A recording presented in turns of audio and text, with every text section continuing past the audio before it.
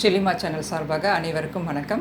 இன்றைக்கி பேல்பூரி எப்படி பண்ணோம் அப்படின்றது உங்கள்கிட்ட சொல்ல போகிறேன். நாங்கள் வெளியிலலாம் போனோம்னாக்கா பேல்பூரியை விரும்பி சாப்பிடுவோம். ரோட் சைட் கடையாக இருந்தாலும் சரி, நாங்கள் ஹோட்டலுக்கு போனாலும் சரி, அந்த ஈவினிங்கில் அந்த பேல்பூரி சாப்பிட்டு காஃபியை சாப்பிடுவோம். அந்த மாதிரி நம்ம இப்போ லாக்டவுன் பீரியட் இருக்கிறதுனால நாங்கள் வெளியில் போய் ஒன்றும் சாப்பிட முடியறதில்ல. அதனால் இன்றைக்கி இது செய்யலான்னு ஒரு ட்ரை பண்ணோம். நம்ம ஹோட்டலில் நாங்கள் சாப்பிட்டதை விட இது கொஞ்சம் நல்லாவே டேஸ்ட் நல்லா வந்தது. இது எப்படி பண்ணோன்றதை உங்களுக்கு காட்டுறேன். வாங்க வீடியோக்குள்ளே போகலாம். கடாயில் 2 ஸ்பூன் எண்ணெயை ஊற்றிருக்கேன். அதில் பொடியாக கட் பண்ணி வச்சுருக்கிற வெங்காயம் 1 ஸ்பூன் போட்டு வதக்கிக்கிறேன். அது கூட 1 ஸ்பூன் பொடியாக நறுக்கி வச்சுருக்கிற தக்காளியும் போட்டு வதக்கிக்கிறேன். இது சும்மா ஒரு வாசத்துக்காக தான், ரொம்ப டீப் ஃப்ரைலாம் பண்ண வேண்டாம். இது கூட வேக வச்சுருக்கேன், உப்பு போட்டு வேக வச்சுருக்கிறேன் இந்த கொண்டக்கடலையை சேர்த்துக்கிறேன். அதை வேக வச்ச தண்ணி அதில் ஊற்றிருக்கேன். இது கூட 1 ஸ்பூன் தண்ணி மிளகாய் பொடி போட்டிருக்கேன் காரத்துக்கு.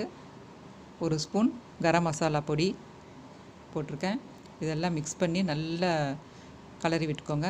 இது கொஞ்சமாக உப்பு சேர்த்துக்கிறேன், ஏன்னா இனிமேல் போடுறோம் இல்லையா வெங்காயம் தக்காளி எல்லாம், அதுக்கெல்லாம் வேணுன்றதுக்காக கொஞ்சமாக போட்டுக்கிறேன். தேவையான அளவு போட்டுக்கோங்க.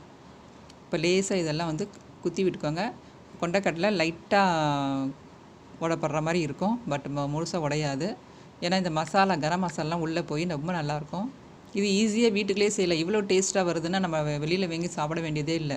நம்ம ஈஸியாக சிம்பிளாக அந்த பேல்பூரி செஞ்சுக்கலாம். இப்போ இதில் ட்ரை மேங்கோ பொடி, புளிப்புக்காக மாங்காய் இருந்ததுன்னா கட் பண்ணி பொடியாக போட்டுக்கலாம். மாங்காய் இல்லாததுனால இந்த ட்ரை மேங்கோ பொடியை நான் 1 ஸ்பூன் சேர்த்துருக்கேன். இனிப்பு, புளிப்பு, உப்பு, காரம் இதெல்லாம் இருக்கிறதுனால ரொம்ப நல்லாயிருக்கும். இப்போ ஸ்டவ்வை ஆஃப் பண்ணிட்டேன். இதில் ரா ஆனியன் பொடியாக கட் பண்ணி வச்சுருக்கிறது அப்படியே சேர்த்துக்குவோம். தக்காளியும் அப்படியே போட்டுக்குவோம். அப்புறம் காட்டா மீட்டா அப்படின்ற இனிப்பு மிக்சர் இப்போ இதில் சேர்த்துக்கலாம்.